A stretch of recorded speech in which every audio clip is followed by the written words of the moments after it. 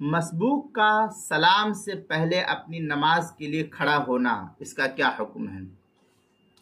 چنانچہ آخری قاعدے میں تشہد پڑھنے کے بقدر بیٹھنے سے پہلے مسبوق کا کھڑا ہونا کسی صورت میں جائز نہیں ہے،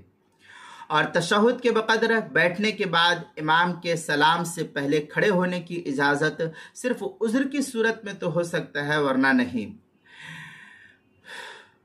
عام حالات میں اس کی اجازت اس شخص کے لیے نہیں ہوگی، اور عذر کچھ بھی ہو سکتا ہے، جیسے کہ چند ایک عذر اس طریقے سے فقہا نقل کرتے ہیں۔ مسبوق نے خفین موزہ پہن رکھا، جو عام طور پر ٹھنڈک کے موسم میں پہنا جاتا ہے ٹھنڈک کے علاقے کے اندر۔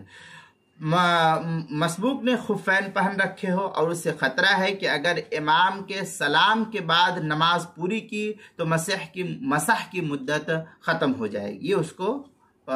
یقین ہو جائے۔ دوسرے کہ مسبوق معذور شرعی ہے اور اسے نماز کے وقت کے نکل جانے کا قوی اندیشہ معلوم ہو رہا ہے۔ تیسرے کہ جمعہ کی نماز میں عصر کے وقت کے داخل ہونے کا خطرہ ہے، اتنا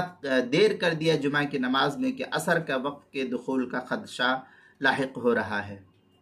یا اسی طریقے سے فجر کی نماز میں اتنا دیر کر دیا، اتنی تاخیر کر دی کہ سورج کے طلوع ہونے کا امکان ہو گیا۔ چوتھا یہ کہ مسبوق کو اس بات کا ڈر ہے، اندیشہ ہے کہ امام کے سلام پھیرتے ہی ایسی بھیڑ ہوگی کہ اس کے لیے بعد میں اپنی پوری نماز کو ادا کرنا مشکل ہو جائے گا، جیسے عام طور پر بڑے بڑے اجتماعات وغیرہ کے اندر ہو جاتا ہے بسا اوقات کبھی کبھی۔ تو اس طرح کے آزار کی وجہ سے وہ امام کے سلام پھیرنے سے پہلے بھی اپنی نماز پوری کرنے میں مشغول ہو سکتا ہے۔ چنانچہ اس سلسلے میں کافی تفصیلی بحث کرتے ہوئے صاحب فتاوی ہندیہ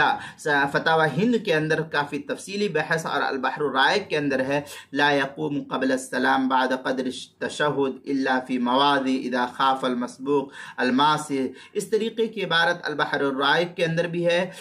فتاوی ہند کی پہلی جلد صفحہ 91، البحر الرائق پہلی جلد صفحہ 662، فتاوی تاتار خانیہ میں وَإِذَا خَافَ أَنَّهُ لَوْ انتظر السلام الامام يمر الناس بين يديه كان له ان يقوم بقضاء ما سبق، اس طریقے کی عبارت جو ہے فتاوی تاتار خانیہ پہلی جلد صفحہ 104 اور کتاب المسائل پہلی جلد صفحہ 428 اور 429 پر بھی اس کو نقل کیا گیا، وہاں بھی دیکھا جا سکتا ہے۔